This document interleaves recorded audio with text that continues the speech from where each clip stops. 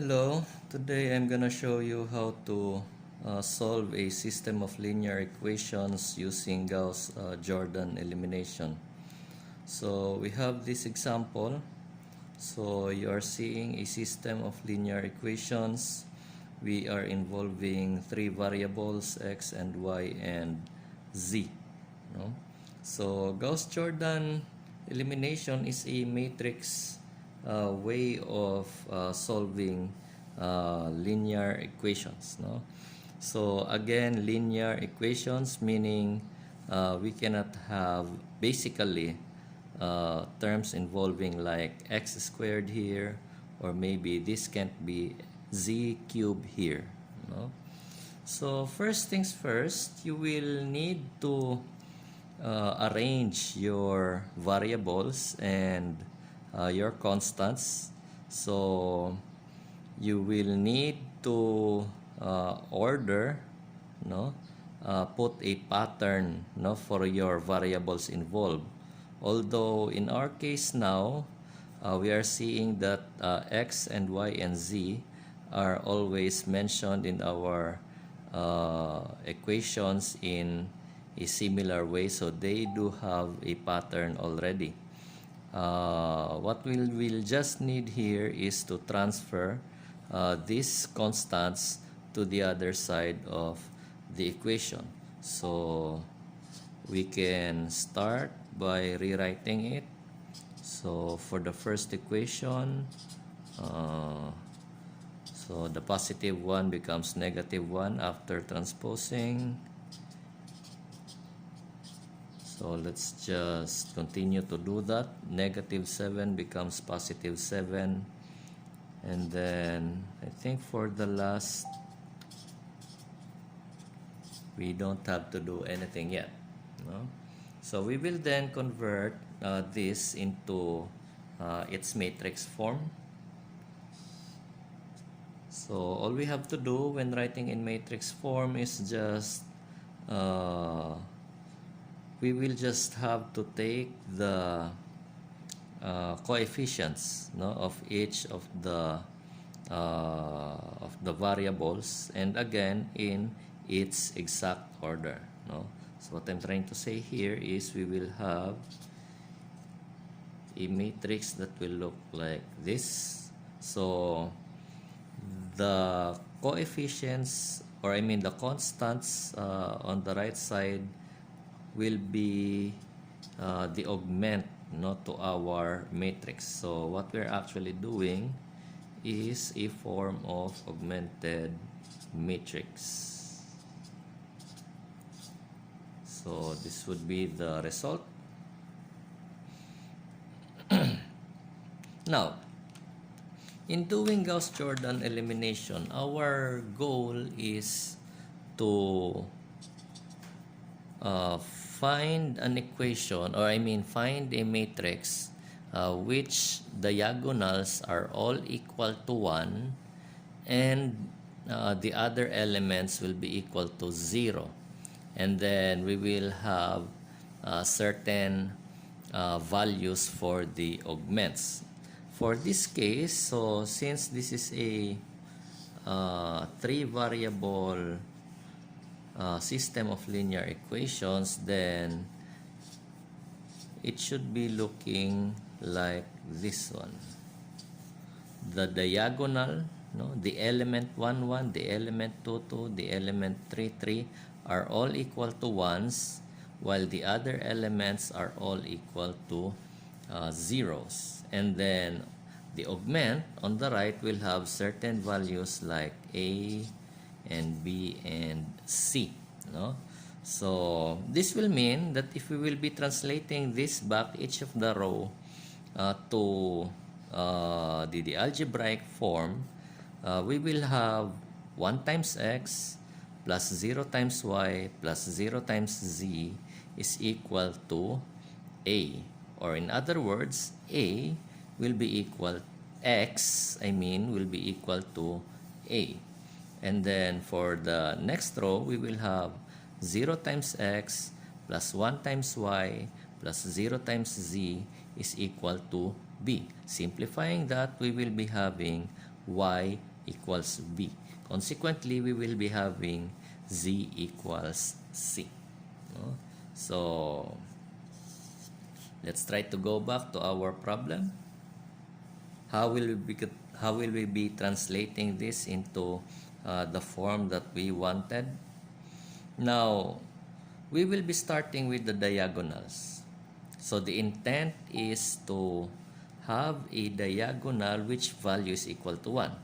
In our very first case, this is already equal to 1, so we don't have anything to do with this element.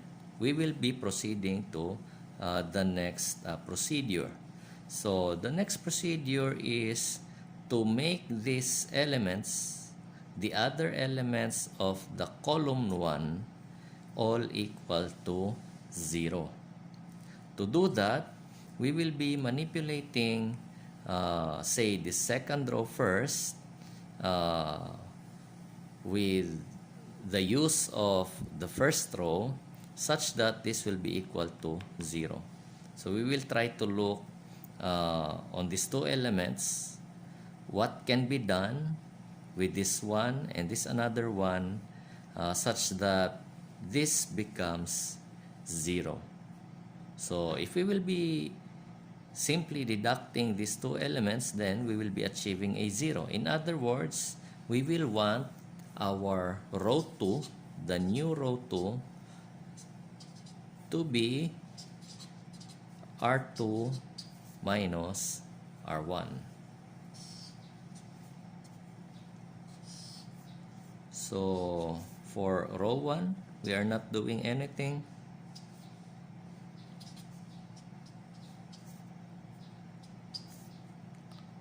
The new R sub 2 will be R2 minus R1. So 1 minus 1 will be equal to 0. 3 minus 1 will be equal to 2. Negative 6 minus 2 will be equal to negative 8. 7 minus negative 1 will be positive 8. There. And then for the third row, we are not doing anything yet. So let's just rewrite it. So this is now the new matrix. What will we do with this element using this element such that our 2 becomes 0? So if we will be deducting twice of this, then we will have 2 minus 2 is equal to 0. In other words, we want our new R sub 3 to be equal to R sub 3 minus twice of R sub 1. So why it's always R sub 1? No? Because we have established that this R sub 1 is a number that cannot be equal to 0. No? Or in other words, we only want elements equal to 1 and 0, and the non-zero elements are always that containing the diagonal. And for this column, the row that contains the diagonal is the first row. No? Anyway, let's just proceed for you to understand more the pattern. So for row 1 and row 2, let's just copy because we're not doing anything for it. And then the new row 3, no? Row 3 minus twice R1. 2 minus 2 times 1 will be equal to 0. Negative 1 minus 2 times 1 will be negative 3. 2 minus 2 times 2 is equal to negative 2. Let's recheck. 2 minus 2 times 2 is equal to negative 2. And then 0 minus 2 times negative 1 minus 2 times negative 1 is equal to positive 2. So this will be our new matrix now. And then the next intent is to manipulate the second column. Again, we will be starting with the row which contains the diagonal element. In this case, it will be row 2. So what will we do with row 2 such that it will become 1? So the answer is we will need to divide the entire row 2 by 2, and that would be our new row 2.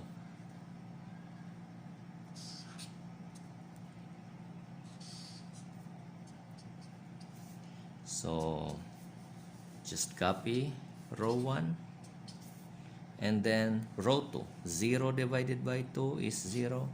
2 divided by 2 is 1. Negative 8 divided by 2 is negative 4. 8 divided by 2 is 4. And then just copy row 3.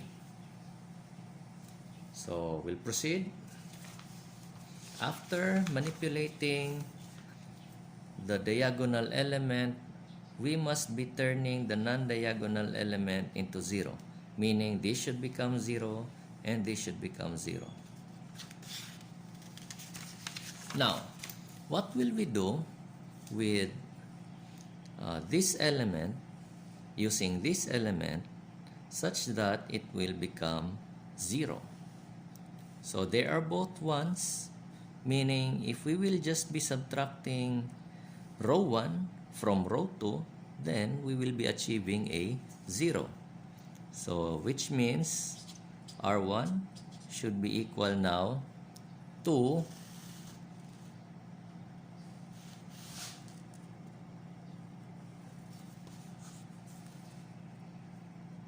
R sub 1 minus R sub 2. And then to save space, let's also figure out what will happen to R sub 3. So R sub 3 is negative 3. What will we do with negative 3 in terms of R1 such that this and this will be equal to, or this element will be equal to 0. No? So again, let me just reiterate it. What will we do with the element of R3, which is negative 3, using this diagonal element in R2 such that this negative 3 becomes now 0. So if we will be adding 3 times this element, then we will have a positive 3. And then if we will add that to negative 3 plus 3, we will be achieving a 0. So, in other words, we will want R3 to be the old R3 and then multiply that with, or add that with 3 times positive R2. So, the new matrix now will look like this. So we are not manipulating R2. So let's just write R2 first.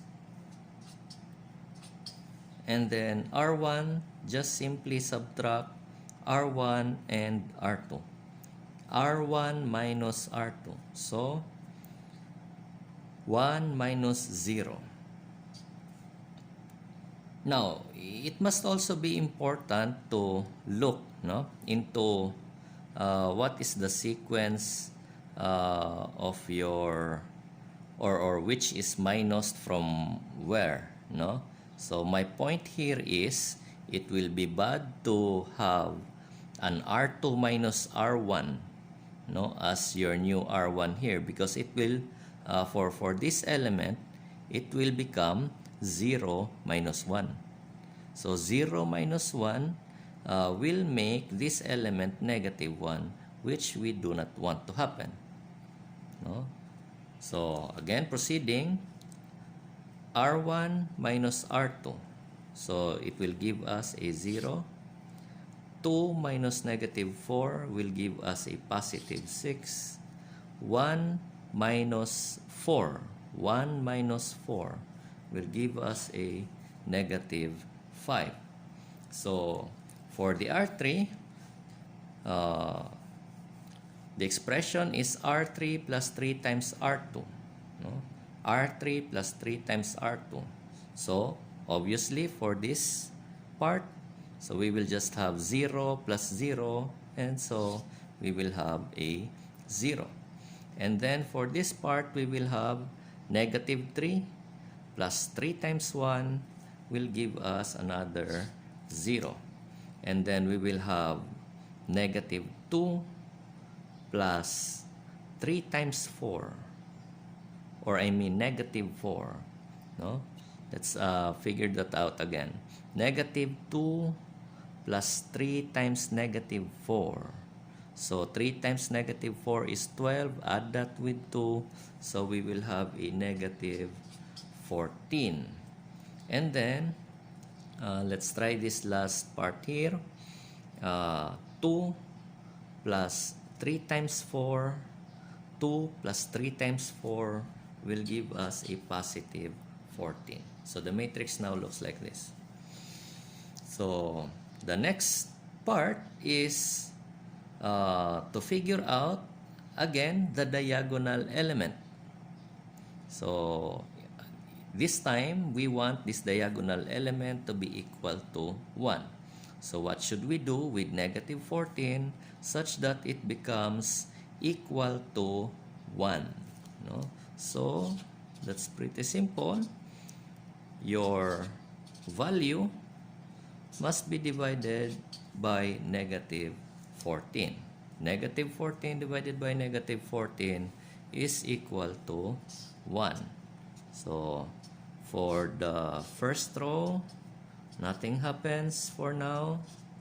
For the second row, nothing happens for now. And for R3, third row, 0 divided by negative 14, so 0. 0 divided by negative 14 is 0. Negative 14 divided by negative 14 is 1. While 14 divided by negative 14 is negative 1. Okay? So we have now the diagonal element of the third row equal to 1. What we want next are these non-diagonal elements to become equal to 0. Okay? So let's start with R sub 1, or the first row. What should we do with 6 such that this will become equal to 0? We will use this diagonal element equal to 1. So if we will be deducting 6 times this diagonal element, we will have a 6 minus 6, then we will have a 0. So R1 therefore must be deducted by 6 times R sub 3 such that it will become equal to 0. Similarly, for R sub 2, what will we do such that this negative 4 will become equal to 0 using the diagonal element 1? So if we will be adding 1 times 4, the negative 4 will become equal to 0. No? So if we will be adding 1, which is the element of negative 3, times 4, then our R sub 3, our R sub 2, will now be equal to 0. No? So let's just review. R2, new R2 is the old R2 plus 4 times R3. So the new matrix will look like this. We can write the R3 first because nothing will happen with R3. We are not manipulating R sub 3. No? And then let's start with the transformation of the row 1. No? So row 1 is R sub 1 minus 6 R sub 3. No? So 1 minus 6 times 0 is still 1. 0 minus 6 times 0 is equal to 0. 6 minus 6 times 1 is equal to 0. And then, let's try some scratch. We will have negative 5 and then minus 6 times negative 1. Negative 5 minus 6 times negative 1 will be equal to, this is 6, this is negative 5, we will have a 1. So the result is equal now to 1. Let's try r sub 2 using this expression. New r sub 2 is from old r sub 2 plus 4 times r sub 3. So 0 plus 4 times 0 is 0. And then 1 plus 4 times 0 is still 1. While negative 4 plus 4 times 1, negative 4 plus 4 times 1 is also equal to 0. And then let's try this last part here. So r sub 2 is 4 plus 4 times r sub 3 plus 4 times negative 1 is also equal to 0. So this becomes 0.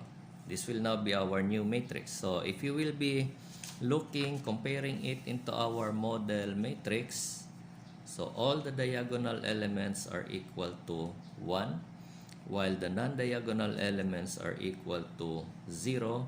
And then on the right side, we will have some values, no? So in our case, 1 and 0 and negative 1. 1 and 0 and negative 1 can be any value. It can be 5, it can be 12, it can be negative 16, no? It can be 1.5 or anything that you can think of, no?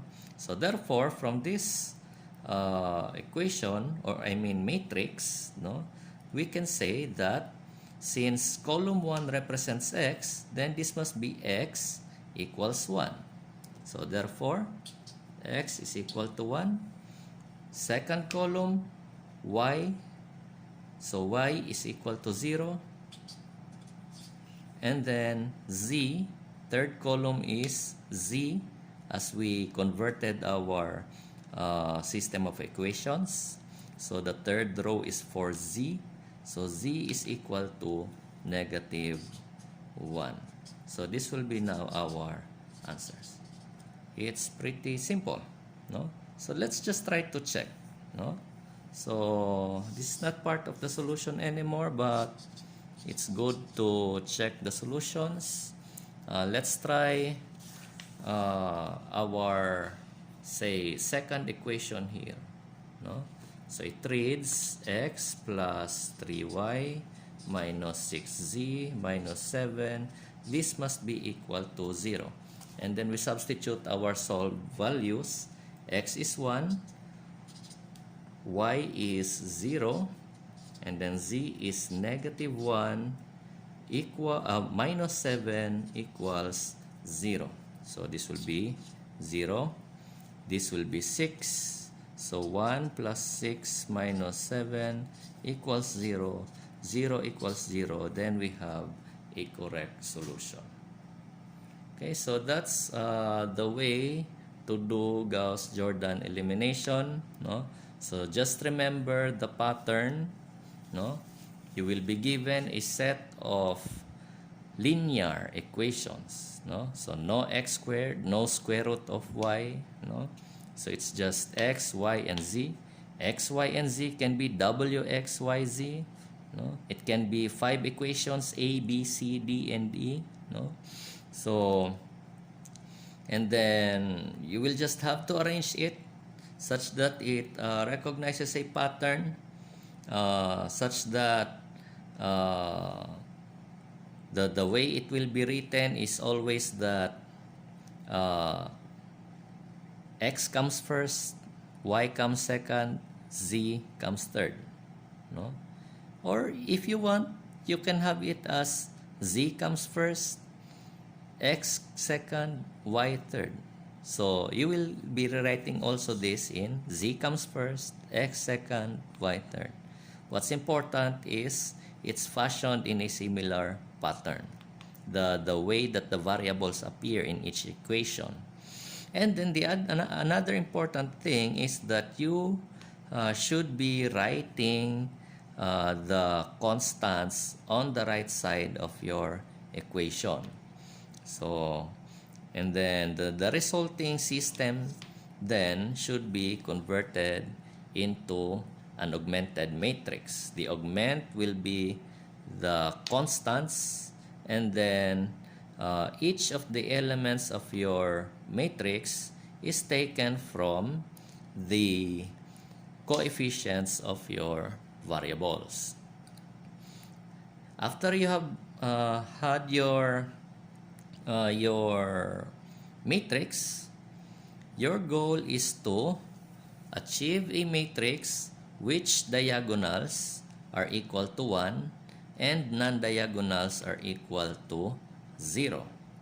To do that, you will have to analyze column per column, starting from column 1, and then convert the non-zero element, no, into a non-1 element, no, a non-1 element into a 1.